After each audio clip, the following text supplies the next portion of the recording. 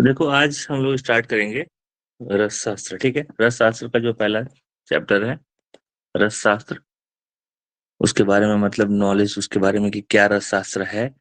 और फिर उसके बाद आगे आगे हम लोग पढ़ेंगे उसका इतिहास। तो नॉर्मली रस रस शास्त्र में रस किसको बोला गया है? पारद को बोला गया है, जो हम कल बताए भी थे। ठीक। अगर इन जनरल भाषा में देखा जाए तो अलग अलग, जैसे किस किस को रस बोला गया है। जैसे जल को भी श्लोक एक है कि रसो जलो रसो हर्ष रस श्रृंगार पूर्वक। मतलब यहाँ क्या बोला जा रहा है कि जल भी है, हर्ष यानी हास्य रस, हर्ष में हास्य रस को रस बोला गया है। श्रृंगार, जो श्रृंगार आदि नौ रस है उसमें बोला गया है।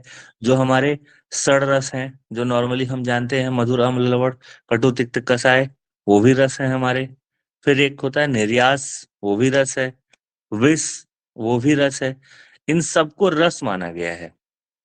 लेकिन जब हमारी बात आती है रस शास्त्र की, तो वहां पे हमको रस किसको माना गया है? पारद को माना गया है। ठीक। और ये एक तरह से लिक्विड फॉर्म है। ठीक। तो यहाँ बात बात हो गई कि रस की जो निरुक्ति बोलते हैं, एटियोलॉजी बोल सकते हैं कि रस का कहाँ से आया है, तो वो यहाँ पे ये हो गया। पर अब बारी आती है कि उसकी परिभाषा क्या है। ठीक है। तो कल एक इन जनरल हम बताए भी थे कि पारद क्या करता है कि ऐसी चीज है कि वो सब सभी धातुओं को खा जाता है। ठीक है ना।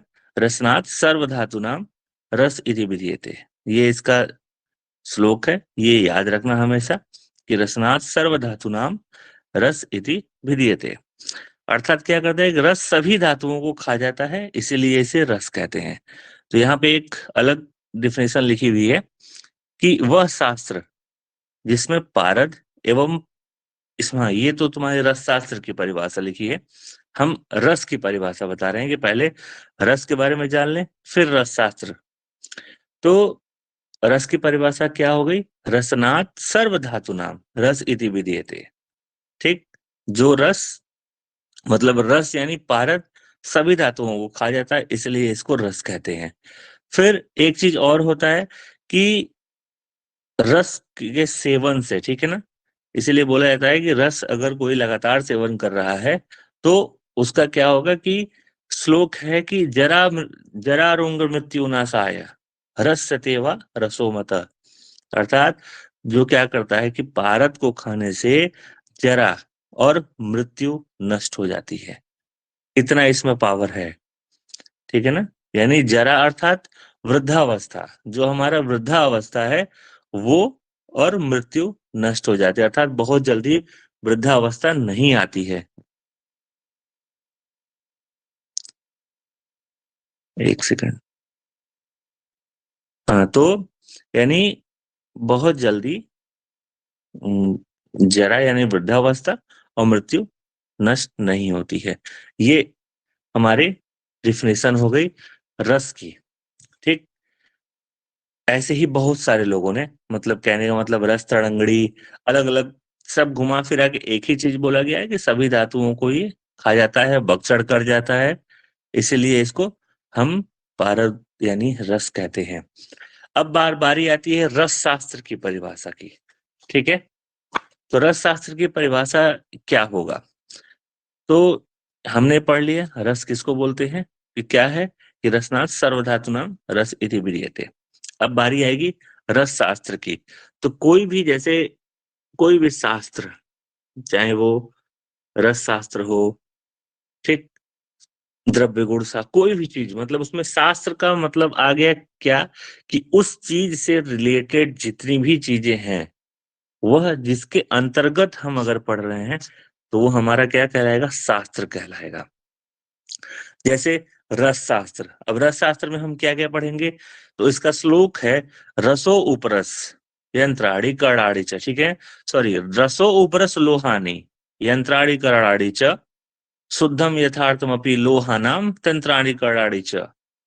ठीक। अर्थात यहाँ पे क्या बोल रहा है कि रसो उपरस, रस और उपरस, लोहानी अर्थात लौह आदि धातुएं जितनी भी हैं, ठीक है ना, यंत्राणि करणाड़ि च, यानी यंत्र उपकरणों की जो भी रचनाएं हैं, ठीक, फिर उसके बाद से क्या करा कि शुद्धम यथातपि लोहानाम तंत्राणि कर्णाणि च शुद्धि सत्वम धृति भस्मीकरणम च प्रवक्षेत। अर्थात यहाँ पे क्या बोल रहा है कि वह शास्त्र जिसमें रस, उपरस, लौह आदि धातुएं, यंत्र, जितने भी हमारे यंत्र आदि उपकरण की रचना हो गई, फिर पारद के संस्कार, शुद्धि सत्वम धृति, धातुओं की शुद्धि, ठीक, सत्व यानी जो हम उसका एक्सट्रैक्ट निकालेंगे वो, द्रुति यानी उसको जो हम लिक्विफाई करेंगे, भस्मीकरण यानी उसका जब हम भस्म बनाएंगे, इन आदि का वर्णन जहां भी होता है वह हमारा रस शास्त्र कहलाता है। क्लियर? कोई दिक्कत किसी को? No sir. चलो चलो ठीक। अब यहाँ पे देखो क्या बोल रहा है कि सर ये यहाँ पेज चेंज परिभाषा नहीं लिखा हो रहा क्या? पेज होगा चेंज चेंज नहीं हो रहा, वही पहला दिखा रहा था। ठीक हो गया है। ओके। तो देखो यहाँ पे परिभाषा क्या था, नॉर्मली पहले पहले पेज को हम एक बार पढ़ लेते हैं। देखो पहला पेज क्या नॉर्मली लिख रहा है कि परिभाषा इसकी क्या है, वह शास्त्र जिसमें पारद और पारद प्रक्रियाओं में सहायक अन्य धातुओं का उल्लेख मिलता है वह रस शास्त्र कहलाता है। तो यहाँ पे इन जनरल परिभाषा बोल दिया कि पारद और पारद की प्रक्रियाओं में जितनी भी चीजें सहायता कर रही हैं, जो सहायक है, उनका उल्लेख जहां मिलता है वह रस शास्त्र कहलाता है। ठीक है। और पारद पर संस्कार के पश्चात देहवाद बताया गया। तो संस्कार क्या बोलते हैं, संस्कार किसका नाम है? ऐसे संस्कार को क्या हम बोल सकते हैं? तो किसी के गुण को अपने अंदर समा लेने की जो टेंडेंसी या पोटेंसी होती है या क्वालिटी होती है, वही क्या होता है, संस्कार होता है। मतलब अगर पारद है, तुरंत दूसरे को अपने अंदर, उसकी जो गुण है वो तुरंत अपने अंदर ले लेगा, तुरंत सब कुछ ले लेगा, यानी वो संस्कार। इसीलिए बोला गया है कि पारद पर जो संस्कार करने के पश्चात देहवाद बताया गया है। और देहवाद को क्या बोलते हैं कि मतलब ये शरीर को स्वस्थ बनाने में पारद का प्रयोग किया गया है। देहवाद मतलब ये है कि रोग ग्रस्त जो शरीर है उसको स्वस्थ बनाने के लिए पारद का प्रयोग किया गया है। इसलिए यहाँ पर नाम देहवाद बोला गया है। ठीक है। तो हमने नॉर्मली पढ़ लिया कि कहाँ कहाँ रस किसको बोलते हैं, रस की परिभाषा क्या है, और सब उतना ज्यादा सबको याद करने की जरूरत नहीं। रस संगणी ने क्या बोला, सिर्फ नॉर्मली ऐसे याद कर लो कि रस रस समुच्चय का जो श्लोक है वो याद रखना। सर रस रिकॉर्डिंग लगा दीजिएगा। रिकॉर्ड है रिकॉर्ड कर तो दीजिए। यहाँ पे रस शास्त्र की जो परिभाषा हो गई वो हमने पढ़ लिया कि क्या बोला जा रहा है कि रसो उपरस लोहानी अंतराड़ी कर्णाड़ी च शुद्धम यथातपि लोहानाम तंत्राड़ी कर्णाड़ी च शुद्धि सत्वम द्रुति भस्मीकरणम च प्रवक्षेत। ठीक। अर्थात वह शास्त्र जिसमें रस, उपरस, लौह आदि जो धातुएं हैं, यंत्र आदि जो भी हमारे यंत्र हैं, पारद के संस्कार, फिर धातुओं की द्रुतीय शुद्धि, सत्व, द्रुति, भस्मीकरण, इन सब का वर्णन जहां भी होता है वो हमारा क्या कहलाता है, रस शास्त्र कहलाता है। ठीक है। अब बारी आती है कि अब बारी आती है रस की औषधियां। ठीक है। जो भी मतलब बोला जाता है ना कि रस, अभी हमने स्टार्टिंग में पढ़ा कि जरा जरा रोग मृत्यु नाशाय। कहने का मतलब क्या है कि जरा को भी नष्ट कर रहा है और मृत्यु को भी नष्ट कर रहा है। मतलब बहुत जल्दी जरा नहीं तो क्यों, आखिर रस शास्त्र ऐसा क्या है? तो रस शास्त्र नहीं, रस शास्त्र की औषधियों में ऐसा क्या है कि ये हो जा रहा है। तो यही यहाँ पे बोला गया है कि देखो इसमें दो श्लोक हैं। जो सबसे नीचे वाला श्लोक है वो सबसे इंपॉर्टेंट है, इस श्लोक को याद रखना है। ऊपर वाला याद नहीं भी रखो तो चलेगा, लेकिन जो नीचे वाले श्लोक हैं, स्वल्प ही मात्रा विपुला गुणाश्य सद्य हुई तत्दीपनम पाचनम च, ये श्लोक याद रखना तुम लोग हमेशा, कि जब भी अगर पूछता है कि रस औषधियों की इंपॉर्टेंस या श्रेष्ठता लिखिए, तो ये हमें श्लोक याद रखना पड़ेगा।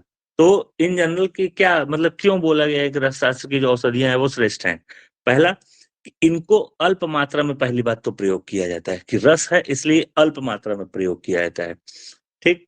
अरुचिकर होने पर, या फिर रस आदि में शीघ्र शीघ्र मिल जाने से वो क्या करते हैं, जैसे नहीं बोलते हैं कि लिक्विफाई है बहुत जल्दी किसी में मिल जाएगा, तो इसलिए ही इसको हम सबसे ज्यादा श्रेष्ठ बोलते हैं।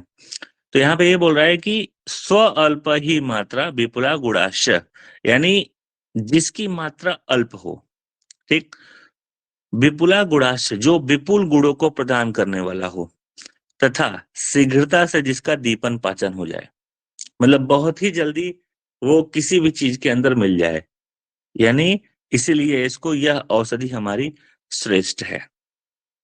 और रसेंद्र सार संग्रह में क्या बोला गया है कि जो अल्प मात्रा में हो, अरुचि का उत्पन्न ना हो, यानी क्षिप्र अर्थात आशुकारी, जो बहुत तेज हो, ठीक, बहुत तेज काम करता हो, इस कारण से सर हमें विपुल विपुल क्या है सर?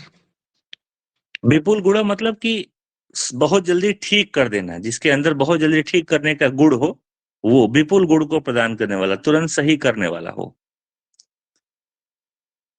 फिर शीघ्रता से जिसका पाचन हो जाए, विपुल गुण मतलब वही कि जैसे नहीं बोलते हैं कि विपुल, जिसका नाम होता है विपुल मतलब बहुत जल्दी काम कर जाना, वो चीज की बात आती है यहाँ पे। फिर जिसका शीघ्रता से जिसका पाचन और दीपन पाचन दोनों हो जाए, वो औषधि हमारी क्या है, इसीलिए रस शास्त्र की जो औषधि है वो श्रेष्ठ बोली गई है। ठीक है,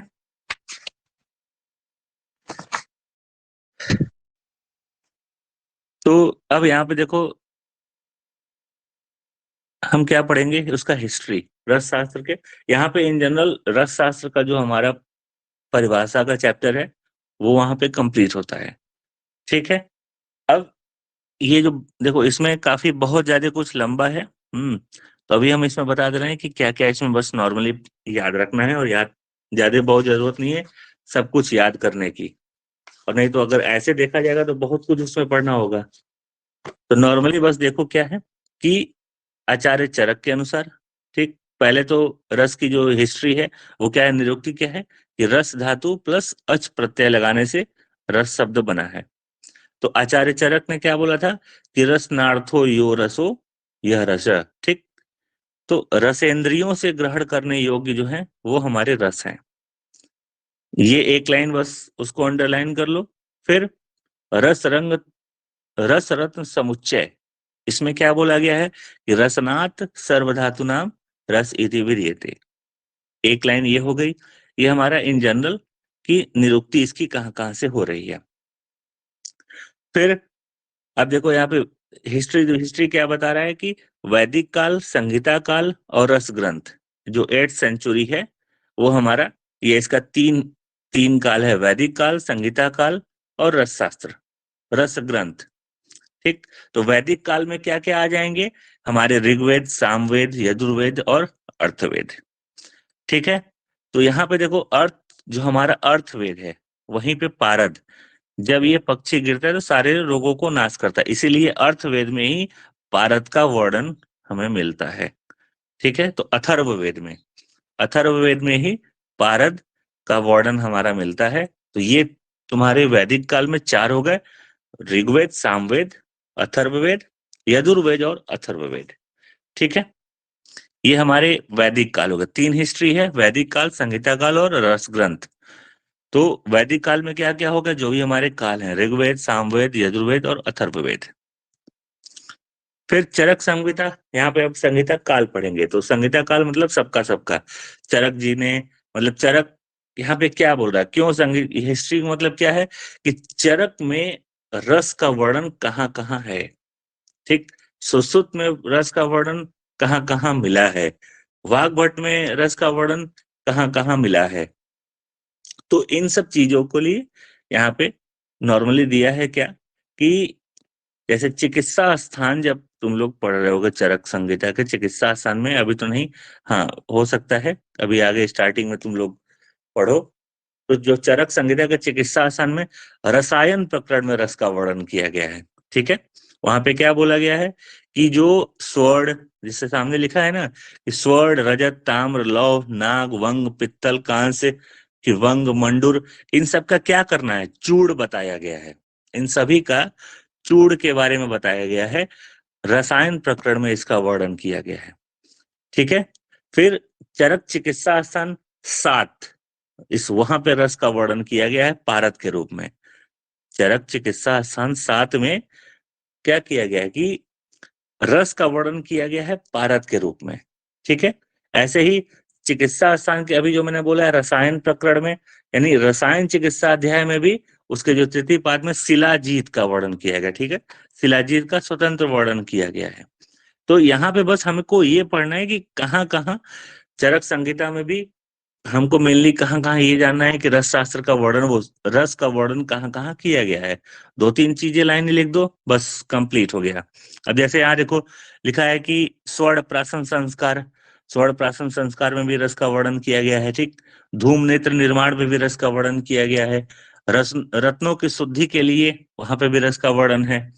ठीक है, फिर ऐसे ही अगर बात आएगी कि जो हमारे जो चरक जो सिद्धि स्थान है उसमें बस्ती नेत्र के निर्माण के लिए से लिखा है ना बस्ती नेत्र, तो वहां पे क्या है कि चरक सिद्धि स्थान में, ठीक है, सिद्धि स्थान 3 में इसका बस्ती नेत्र निर्माण के लिए जो स्वर्ण है, वंग है, ताम्र है, कांस्य है आदि का निर्माण वहां पे प्राप्त होता है।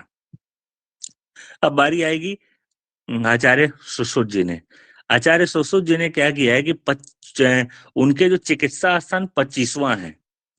आचार्य सुश्रुत जी के हाँ, आचार्य सुश्रुत जी के चिकित्सा स्थान के 25वें चैप्टर में पारद के जो पारद का प्रयोग है वहां पे उसका बाह्य प्रयोग वहां पे बताया गया है पारद का।